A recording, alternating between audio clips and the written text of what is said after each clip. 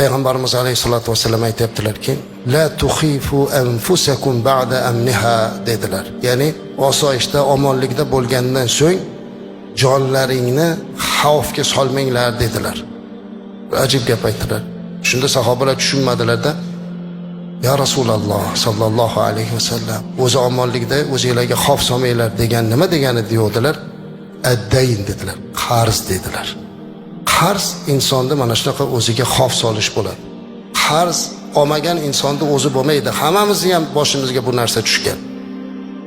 Endi ota ekanmiz, bola chaqamizni boqamiz deb ne kuylarga tushamiz, u bola chaqa buni bilmaydi-da. Kim kirib aytadi bolasiga, senga qarz olib keldim deb. Ota biladi buni xolos. Sizni ehtimol ta'limingiz uchun, sizni hayotingizni chiroyli qilish uchun, siz mazza qilib yashashligingiz uchun otangiz o'zidan bir necha yosh kichkina bo'lgan odamni oldiga borib boshini pastga egib ko'zida yosh bilan so'raganini siz bilmaysiz. Uni qachon o'zi bo'lganda biladi. Shuning uchun yana aytayapmanki, qarz so'rash oson emas. Shuning uchun ham qarzni o'zini joyiga so'rash kerak. Juda ham ehtiyoji bo'lganda, orzu havasi uchun emas. Mashina uchun qarz so'ralmaydi. Zo'r kiyim uchun qarz so'ralmaydi. Dabdaba to'y qilaman deb qarz so'ralmaydi. Payg'ambarimiz alayhisalom aytgandaqa bitta qo'y so'yib to'y qilib qo'ya qoladi. Hammaga ko'rsataman deb turib qarz qilinmaydi. O'zini ko'rsatish uchun boshqadan qarz olib o'zini ko'rsatishlik bu aqlsizlikdan boshqa narsa emas. Qarz faqat ehtiyoji bo'lganda olinadi. Allohdan so'rab. Hatto niyatini yaxshi qilib. Payg'ambarimiz alayhisalom aytdilar-ki, agar bir banda biror kishidan qarz olayotganida niyatida shu qarzni olyapman u inshaalloh shu qarzni ado qilaman desa, Alloh taolo shu odamni ado qilishlikka loyiq qilib qo'yadi.